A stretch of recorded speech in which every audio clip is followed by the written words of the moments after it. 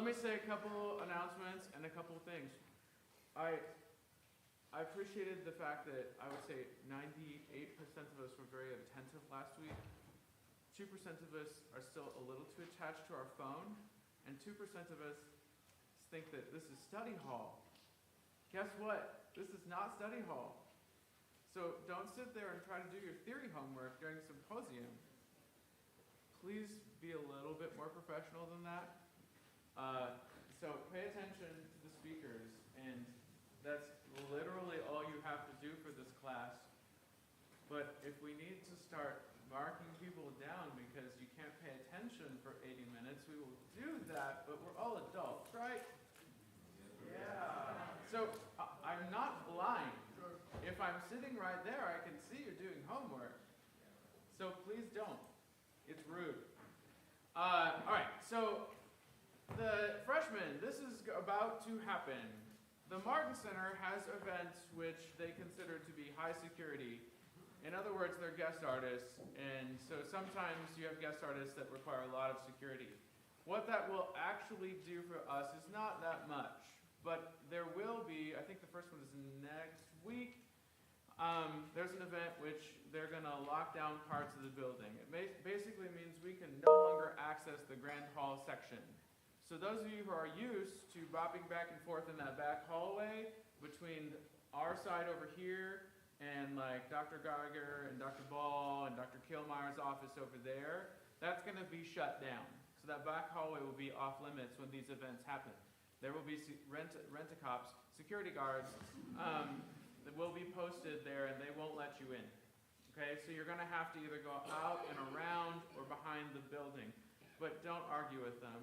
Just move around when you see that happening.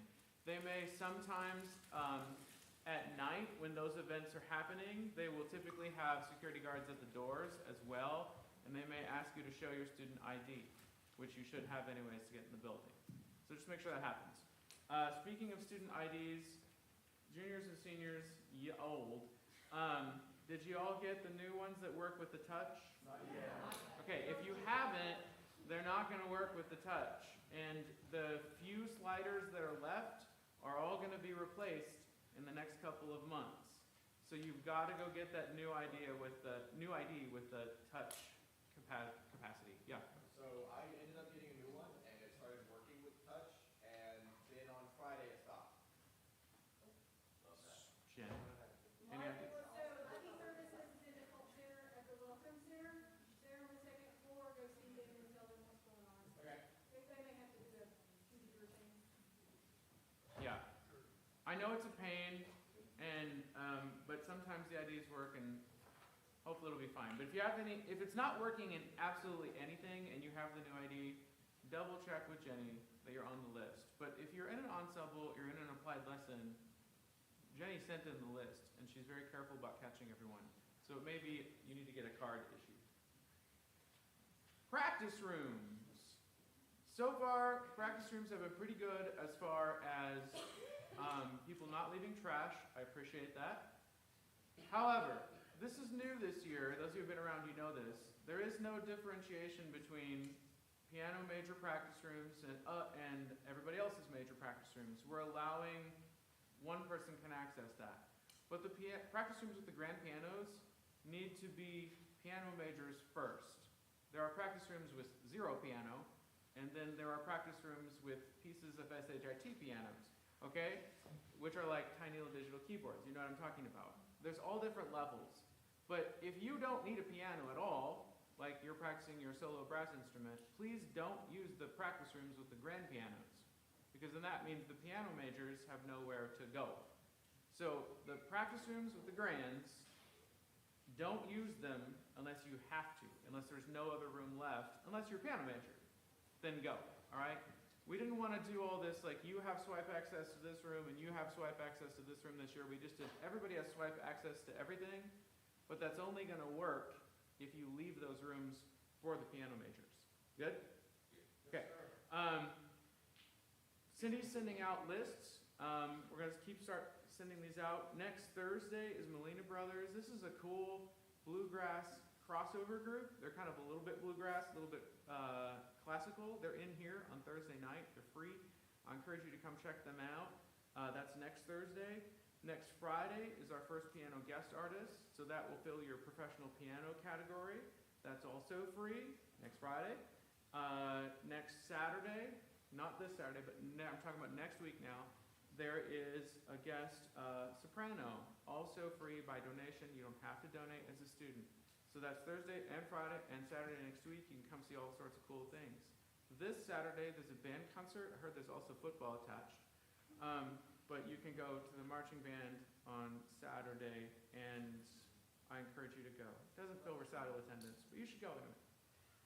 Any other questions on that? Everybody's tracking your recital attendance? We're all going to get through this recital attendance. Seniors? Yeah, I'm done. Yes. Okay? Seniors, I don't want anybody coming to me in April being like, I have 40 recitals left. I'll be like, too bad. Okay. All right. This week, we have the distinct pleasure of hearing from Dr. Joe Moore. Everybody welcome Dr. Moore to the stage.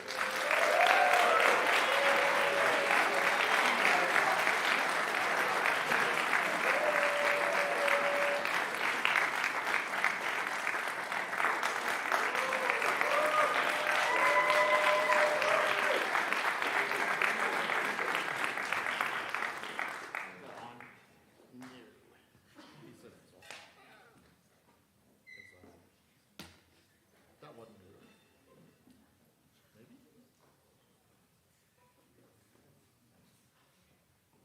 Talk amongst yourselves. Is that important? I don't know.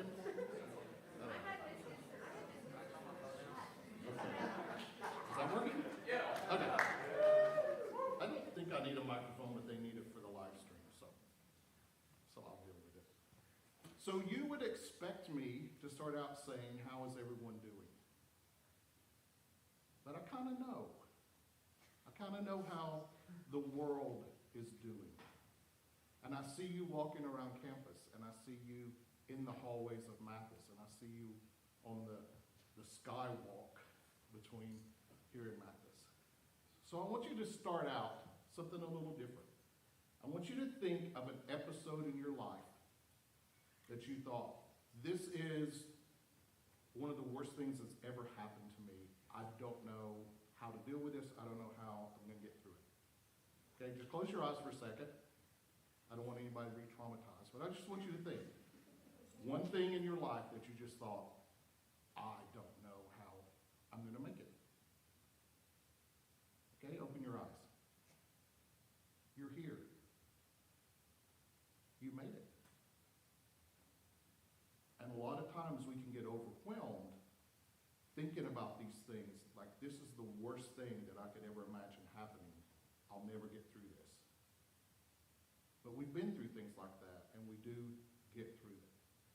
So since we're the Buccaneers, I'm going to throw in a little nautical theme, and we're going to talk about navigating the next few years.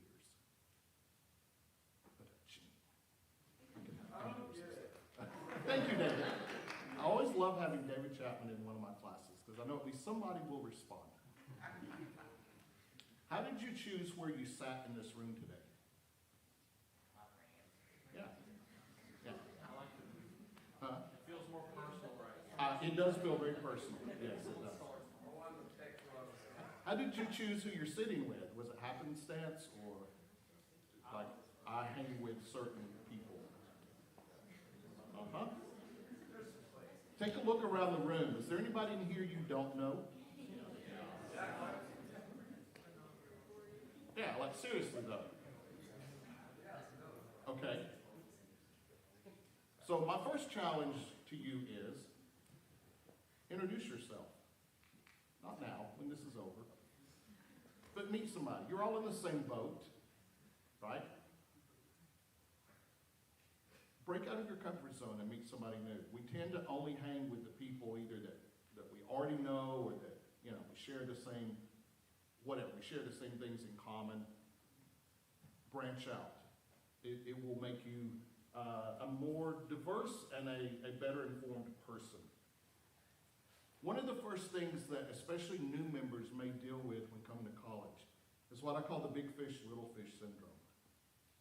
When you were a senior in high school, you were probably a leader in whatever ensembles you were in, choir, band, orchestra. You were maybe a section leader, maybe you held an office, you were in charge of things, you know, your director depended on you to do things. And then all of a sudden, you get to college as a new student, and you're surrounded by people exactly like you, who were also the leaders, the soloists, the principal players. And not only that, there's at least 3 grades, in music it's usually more, above you that are also those type of people. And so sometimes it can be really deflating to come in and no longer be the big fish in a little pond, but being little fish in a big pond. There are 2 ways that you need to look at that if you have experienced that or felt that. Number 1, this is a chance for you to rest. This is a chance for you not to be the one that's in charge of something, not to be the one that others depend on for answers and all that, but just a chance to refresh yourself. The biggest thing, I think, whether you're going to be, this is especially true if you're going to be an educator, but just being a human being, this is something that we lack more and more in our society. Do you know the difference between empathy and sympathy? Sympathy is, somebody tells me they were in a car wreck, and I'm like, oh, I'm really sorry you were in a car wreck. I hope you're okay. Empathy is, you know what, I was in a car wreck too. I know exactly what you're going through. Empathy is one of the best things that you can learn and experience. If you're going to be a teacher and you're feeling that way as a freshman, guess what? You're going to be a high school teacher, your freshmen are going to feel that way. And so you can empathize. One of your star students doesn't make that position in All-State, or doesn't win that concerto competition, or doesn't get the solo, or doesn't get the chair they want. If you can empathize with them, you're so much more effective in building the relationship with them and helping them than just if you can sympathize with them. And you're going to face that. Unfortunately, you're probably going to face some of their parents too, but we're more concerned about the students. So if you've experienced that big fish in a little pond, little fish in a big pond scenario, number 1, use this as a chance to just regroup and take a step back and let others take the lead for a little bit while you get adjusted to college life and all of that. But the big thing is, remember how that felt. Remember how you got through it. Because that will help you deal with your students.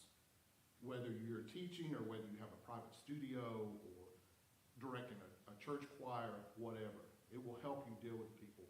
I went through a traumatic time at one point in my life, and I actually was out of work for a couple of weeks. And my dad was very well, he's a wonderful person, very well-meaning. He's from a generation where you didn't discuss feelings, you didn't show emotions, yada, yada, yada, yada. This was bad enough that I was out of work for about 2 weeks, and he just looked at me and said, you know, sometimes you just have to pull yourself up by the bootstraps and go on. And for him, he was being helpful. For me in my situation, not a help whatsoever. So being empathetic with people is something that our society needs to regain. And it starts with you all. While you were here at ETSU, in these hallowed halls, on this gorgeous campus, in the buckle of the Bible Belt, Bristol's the home of the Batmobile, the birthplace of country music, all these wonderful things around here. While you were here, yeah, we can talk about the Batmobile later. Did you know that? Yeah, the gentleman that owned Helms Candy Company bought the original Batmobile many years ago, and like he sends it around the country on tour. But Bristol is the home of the Oh, wait. Batman was a show that was on TV. Wait, TV is a box that used to sit in our living room. I'm just kidding. Sorry. Those of you that know me, you know I'm smart. Okay. While you're here, and this is something I tell the marching band every year at band camp, this is a chance to reinvent yourself. If you're normally a shy, introverted person, that's okay. But if you're going to be, whether a teacher or a performer, you're going to have to speak to people. You're going to have to speak to audition committees and interview committees and band parents and choir parents and orchestra parents and school boards and all that. This is a great opportunity to reinvent yourself. I'm shy. Okay, get over that. Don't be shy anymore. People don't know you. And if they judge you, who cares? When you pay my salary, you can judge me. So, we have become less and less social. I can have DoorDash deliver my food. I can watch something on Netflix, so I don't have to go to the grocery store, I don't have to go to the movies. I can order whatever I need from Amazon or wherever, and I could be a hermit in my house. And COVID really opened a lot of our eyes to those possibilities. But we have got to get over the fact of not being social with people, of not being able to interact with people. How many of you see people walking across campus and this is the posture? It's difficult to find people to make eye contact with, much less smile at, or they think you're weird. But start here. These are your friends, these are your colleagues. Try to be more outgoing. How many of you have worked in the food service industry? Bless you. Bless you. Bless you. So the wait person usually comes up, and sometimes they'll tell you their name. Do you ever tell them your name? I usually don't think to. Do you ever ask them how their day is going? Yeah. Okay. Probably because you have empathy, because you've been in their shoes.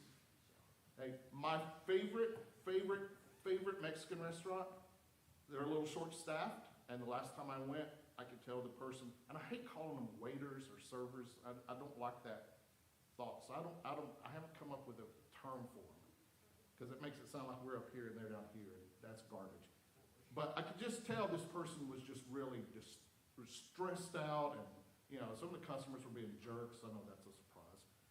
And so I was really just trying to engage in conversation with this person, and they seemed really appreciative that I actually cared how their day was going or what they were going through. We need to do more of that. Okay, that has nothing to do with music. That has to do with being a human being. Okay, so I encourage you to do that. While you are here, you need to network. What do I mean by that?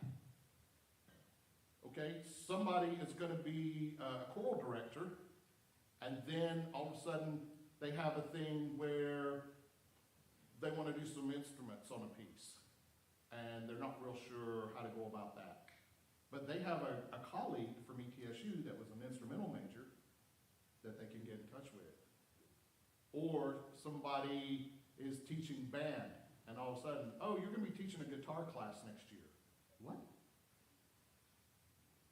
Somebody has voice studio. I have this student, and they have this really weird thing that they do. Reach out. I still do that.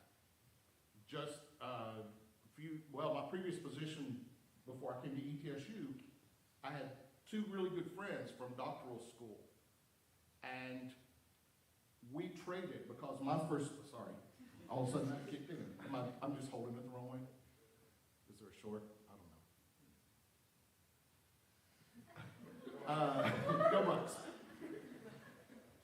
So I didn't have a budget to have drum parts written and all of that kind of stuff, and drill written and all that. So the three of us traded. We all had positions, and so I wrote their music.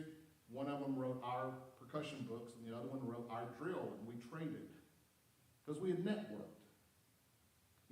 I taught or directed a church choir for a number of years.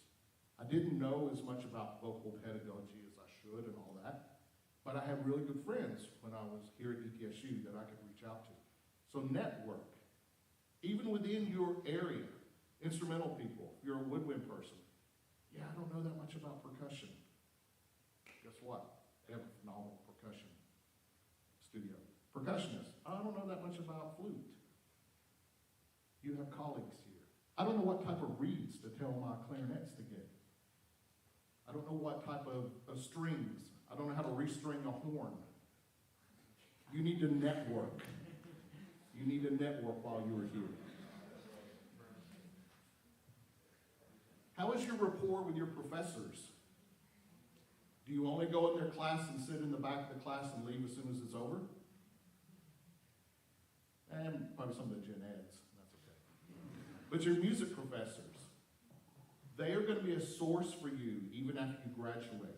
They're going to be a source of you, not just writing letters of recommendations and recommending, hey, this position just came open with this opera company, or this position is open with this symphony.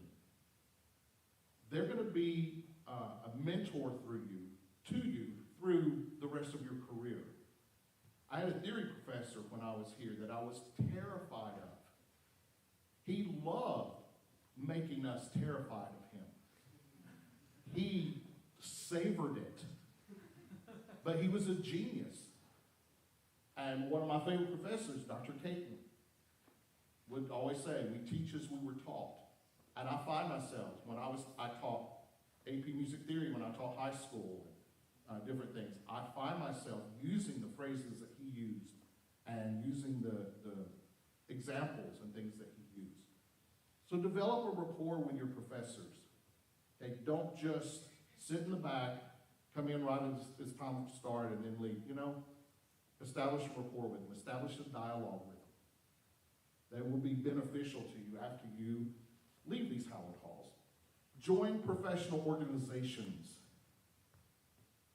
Usually there are student rates. I know Coral, there's an ACDA student group, or there's the NAFME and all of this stuff. ETSBOA for instrumentalists, string, wind, percussion, and brass. You can join that organization for $15. And what that does is that puts your name in their directory. So not only is your information in there and your contact information, but you have the contact information of everybody else in all of Eastern Tennessee that's instrumentally connected. There's also a college student pool that you can be listed in where somebody is looking for sectional work or lessons that they can search by geography or instrument or whatever. There's also a scholarship that they offer for the semester that you were student teaching when you might not be able to get another scholarship because you're not taking classes. It's a very beneficial scholarship. So I strongly encourage you, join these professional organizations. I'm sure piano, strings, everybody has those, but be part of it. And attend the meetings, especially those of you that are going to look for employment. They're much more likely to look upon you favorably when hiring for a job if they've seen you around and seen you active and seen you do things, and just know who you are. Okay, so look for those opportunities. When we host things on campus, and there are other educators on campus, be around. Let them see you. Go up and speak to them. Get as much experience as you can. A friend of mine who's retired now used to use the phrase, learn as you don't earn. And basically what that meant is, look for situations where you could go in and do sectionals or lessons or something, even if it doesn't pay or doesn't pay great. The experience is invaluable. And then you have items for your CV and your things for your job applications. Okay, and that's how people, again, through networking, that's how they get other jobs. All right. So those are things I suggest you do while you're here. A few things, let's talk about your health. We talk about you need decent rest and sleep. And everybody's like, oh, I don't have time on time. We all have time. We're all busy, but we find times for the things that we want. And if you don't find time for it, your body will find time for it. So think about rest, sleep, nutrition. If a churro was your lunch today, might need to make sure there's a salad in your future. Exercise. As you can tell by my Adonis godlike body, I am an expert on exercise. But it's simple. Who laughed? As simple as taking a walk around campus. When I went to school here, it wasn't that pretty of a campus, to be honest. But especially compared to some of our sister schools, this campus is gorgeous. How many of you all have even been through, right when you go past Burleson, the English building, before you get on the big pedestrian crossover or whatever, there's that whole little clump right there with some benches and things like that. Take a moment to just go in there and chill for a little bit. Sometimes you even see rabbits, which, I'm just a big mammal freak. I love it. Do what?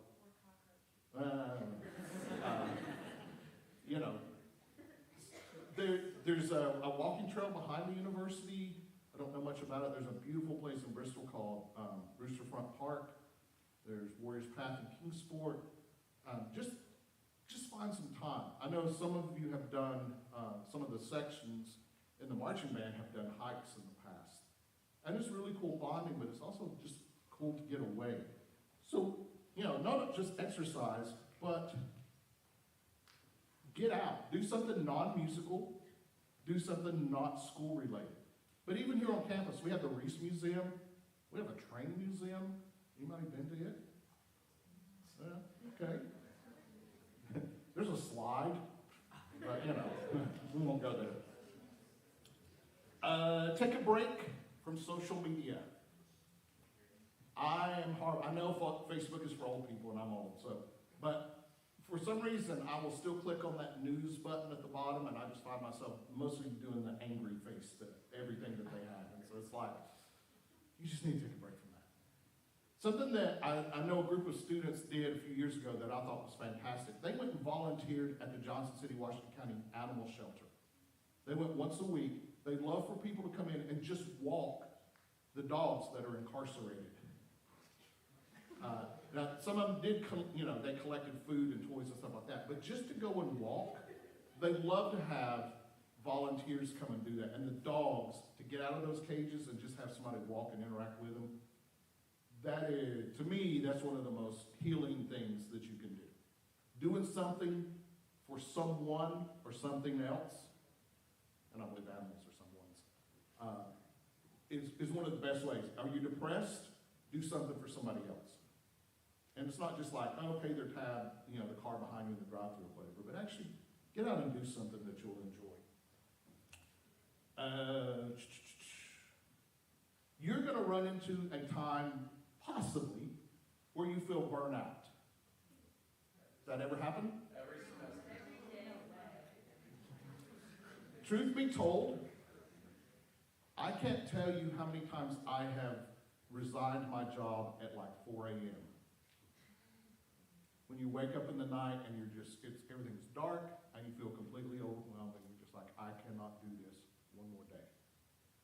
When I get up, I'm going to turn in my resignation. It happens. When that happens, a couple of things, and I'm not trained in this, I don't have the answers, but I have some suggestions.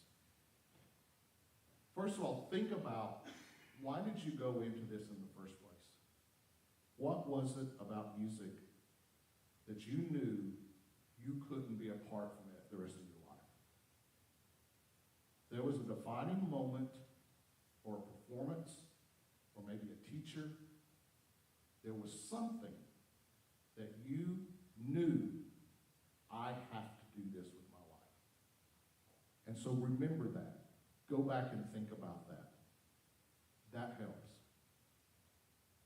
Talk to people. There are many in this room that can truly empathize with what you're feeling. We experience it at different times. It's not just when you're a student. It also can happen in your career. I got a doctoral degree to wave a stick.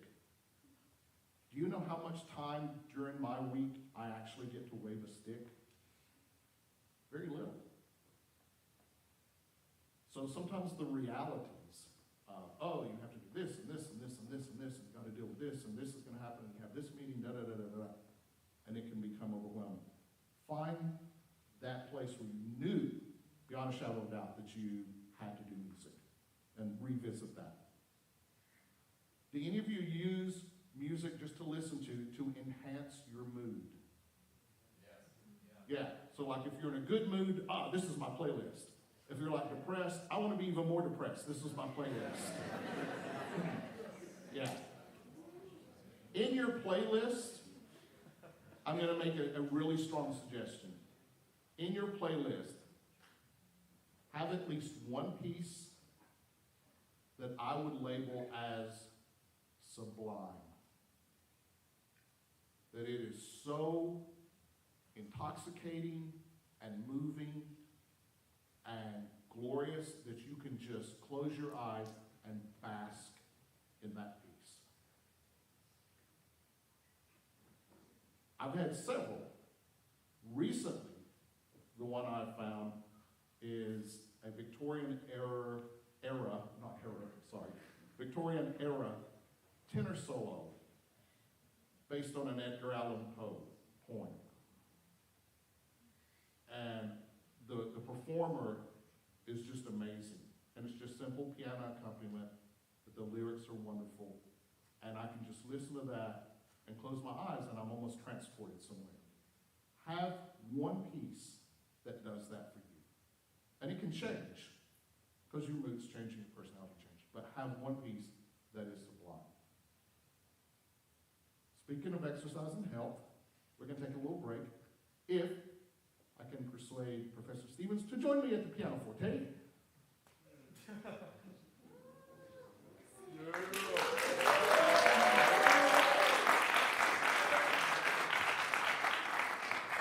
And thank you to all the technical crew in the back. Yes, some of you may or may not know this tune. Some of us in the old days used it to hear a major sixth when we were working on ear training. Some of you may or may not know it. How many of you think you know it? We're just going to do the first verse and chorus. Okay. We may have learned it in beginning strings or beginning band, something like that. Okay. Don't listen to my singing. Okay, so we're going to try it together. Okay. My body lies over the ocean. My body lies over the sea. My body lies over the ocean. Oh, bring back my body to me. Here's the chorus. Bring back my body to me, to me. Bring back, oh, bring back my body to me. Let's try it again. My body lies over the ocean. My body lies over the sea. My body lies over the ocean. Oh, bring back my body to me. Chorus. Bring back my body to me, to me. Bring back, oh, bring back my body to me. Great, now comes the other participation part. Anytime you sing a word that begins with the letter B, you're going to stand. If you are standing and you sing a word that starts with the letter B, you're going to sit. So letter B words involve movement. So you stand on a B word, you sit on a B word. You stand on a B word, you sit on a B word. Okay? Awesome, here we go. Ready, and my body lies over the ocean. My body lies over the sea. My body lies over the ocean. Oh, bring back my body to me. Bring back, oh, bring back my body to me, to me. Bring back, oh, bring back my body to me.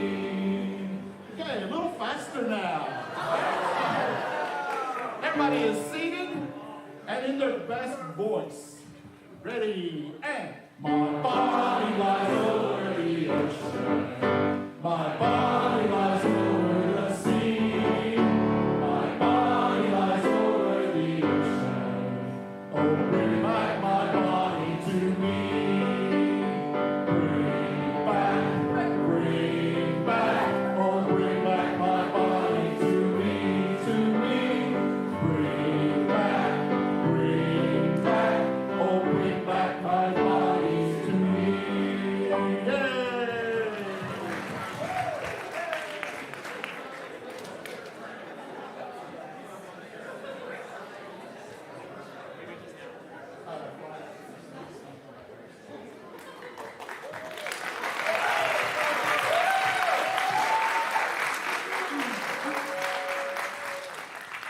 So those of you that are going to be educators or lecturers or giving a pre-concert talk or whatever, it is so easy for just somebody talking to just lull the audience into a stupor. Throwing in something like that gets the blood pumping. And we need to bring back more singing and sing-alongs and all that. Our society is lesser because of it. Final topic that I want to talk to you about. And most of you will think this won't apply to you. And I did too when I was in your seats. Graduate school. When I was an undergraduate here, I thought, there is no way in Hades that I will ever go to school again if I ever get out of this place. I was serious. Then I had the opportunity, former director here, got a position at the University of Miami, Florida, the real one, called me on the phone and said, hey, do you have your master's? I was like, nope. Do you want to get it and have an assistantship? All right. Packing my bags for Florida. Same thing. I finished my master's. Oh my God, I'm done. I just want to teach. I just want to do high school. I will never crack a book again. Several years later, I got to the point, I had a pretty good program in Georgia, and it kind of felt like this is as far as this program is going to go, but I don't want to stop here. I want to get better. I'm going to go get a doctorate in conducting. Swore I would never go beyond a bachelor's, and I ended up doing master's and doctoral program. So never say never. So here's just some things to throw your way. Don't ever discount going. Don't ever say, I'll never do it. Never say never. Develop your curriculum vitae. Do you know what that is? Yeah. Okay, so in the generic work world, you have a resume, and it hits some highlights. A curriculum vitae translates literally the story of your life. And so in academia, we use CVs or curriculum vitas, and it is a detail of what classes you've taken, what performances you've given, where you have worked, and I would be happy if you would ever like to contact me and set up office hours. I would be happy to work with you on developing that. But develop it now. Sorry. Because so many people, they get a call for a job, and it's like, can you get your application in this afternoon? And they try to throw together, and then it's not good. So right now, during these years of your undergraduate, you should have on your laptop or wherever an ongoing curriculum vitae, so that every time you give a performance, you can type that in, or you go teach a section or a lesson, that you can just keep updating it. And it's so much easier now than back in the dark ages when we had to use typewriters and try to go back and have to retype everything every time we want to add something. So curriculum vitae, Google is your friend. Probably the Writing Center or something. I'm sure we have one of those on campus. Shows what I know. But again, they can help you, or I'm happy to help you. Probably any of your professors, you can look at examples. But start your CV now. Start your CV, keep it updated, and you'll be ready. Because you never know when that dream job is going to open up. Cleanse your social media. If you're applying to grad school or you're applying for a job or something, and And they Facebook stalk you, and I know nobody does Facebook, but if they TikTok stalk you or whatever, and it's you doing, a keg stand, that may not make the best impression. Okay, so maybe have your private personal page, even though nothing's really private, and then, just think about that. If you still have the same email address you had in middle school, chances are you may want a more professional email address. Literally, I am not lying to you. I had a person come and audition when I was in Mississippi for a scholarship. I asked this person their email address, and it was pain in my mom's butt, number at yahoo.com. And I just looked at them, and they didn't seem to see a problem with that. But, yeah, if your email address is, Powder Puff Girls 392 or something, Mighty Morphin Power Ranger or whatever, get a professional email address. As you're looking, do a little investigation. Everybody's websites look cool. Everybody has cool pamphlets, da-da-da-da-da-da-da. Go visit. If you leave with nothing else today, go visit. When I was looking at doctoral programs, I had it narrowed down to 3 schools. And one of them is allegedly the best music school in the country. It ended up being the choice I threw out because I hated my visit there. I hated the atmosphere. I hated the way I was treated. It was just a number. Go visit. It'll feel right. Meet the people who you're going to study with. Here's something that they don't always tell you. If you go to a big name school that has master's and doctoral students, and you're going into the master's program, make sure you're actually going to study with the person who is the main person and not some grad assistant who is begrudgingly teaching because they have to. Okay, so if I go to school A and I'm going in as a master's student, I want to make sure I'm going to study with the actual person that's the head person that I want in my area. Okay? The other thing, ask about assistantships. All schools, pretty much, with graduate programs have assistantships, varying amounts, but usually, I think probably 10 to 12,000 is pretty common. Plus, they'll waive your tuition, and so you're getting like $10,000 or $12,000 to live on. Helps with rent, helps with grocery. I know student debt is a huge thing. I'm not saying this to be arrogant. I'm just saying it to be factual. I have 3 degrees, and I don't have any student loans. I got scholarships, and I got assistantships. The other thing about an assistantship, if you do decide to go into a doctoral program, they're going to look at the people who just went through the degree, and they're going to look at the people who were teaching or graduate assistants. And they're going to pick those people because they have actual experience. As a grad assistant, I taught classes, and I helped with the ensembles. And so that's a level of experience that people just going through the degree program don't get. Does that make sense? Okay. All right. So investigate. But please, establish communication. But please don't do like some of the emails I get, and I bet Dr. Stevens gets them too. Bless their hearts, these high school students. Email. What can you tell me about the music program? I can tell you haven't looked at our website and you don't know how to Google and maybe you're too lazy to be ready to start college.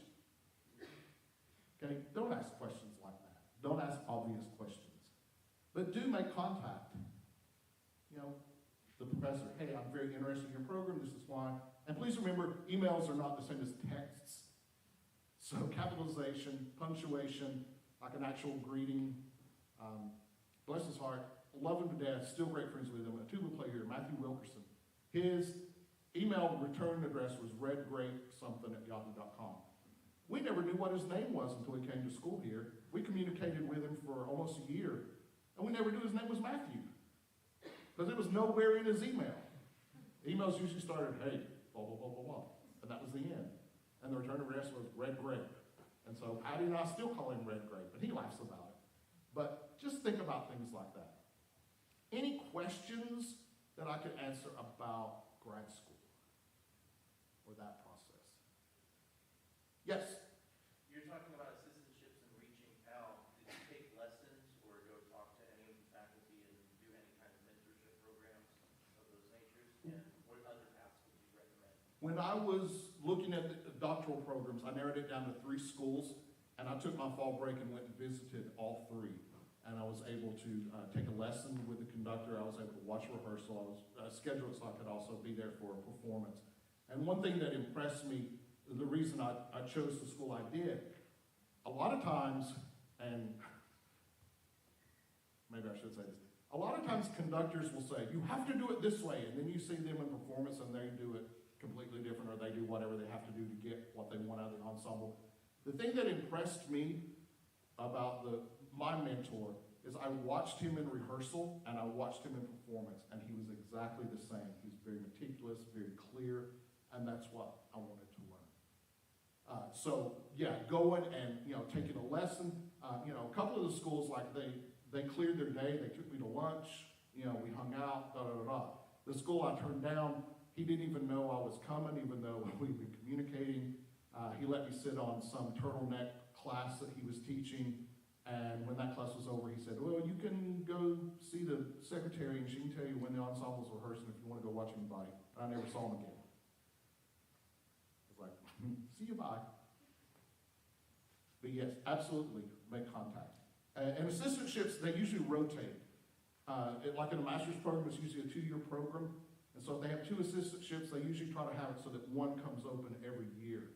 So maybe you're not going to go this coming year, but you've already contacted them so that you know year after next or whatever that assistantship is open, and they know you're interested in it. Other questions?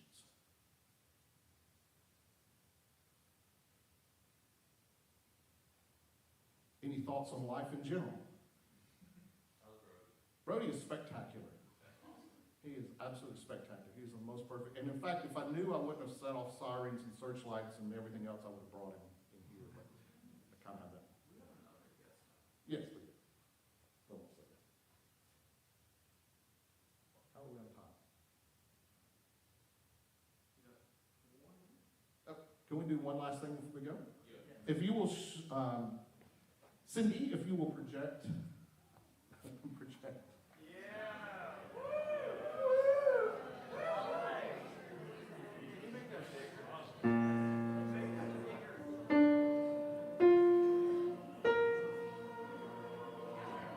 Stand and turn in your hymnals.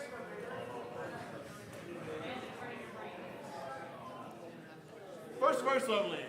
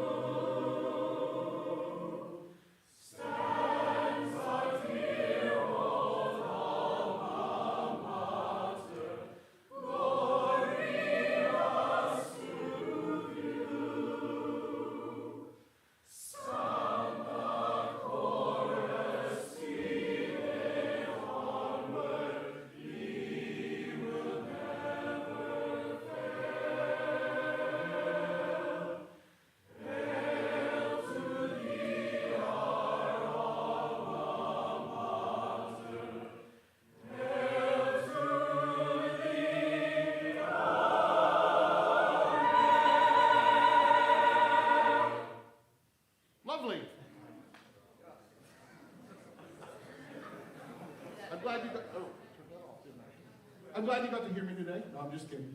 I'm glad to see all of you.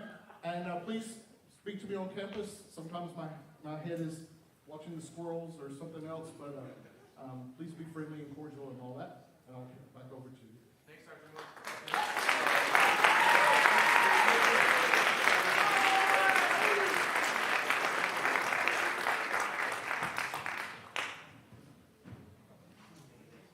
Cool.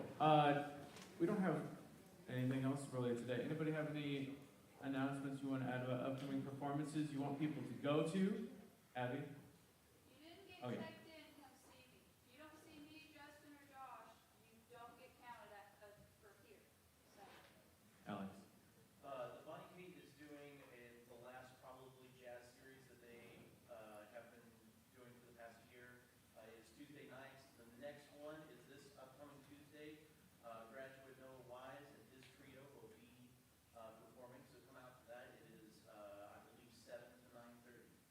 And if you've never heard of the Bonnie Cape before, it's in Elizabethton, where at?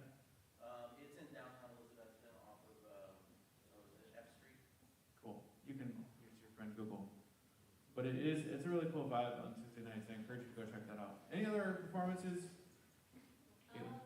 If you're interested in like bluegrass or old time other music going on the 24th and on October 8th, there's going to be performances by various bands at the Boots Creek Opry. I know Celtic Band is performing on the 8th. I'm not 100% sure the time yet, but it will probably be posted on the website.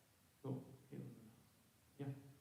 Do all the performances you talked about today count towards the recital of attendance Mhm. hours? So they all go back in the list, and usually, like, Cindy is super helpful about this. When she sends out the list, she puts in parentheses like, this counts for piano, or this counts for whatever.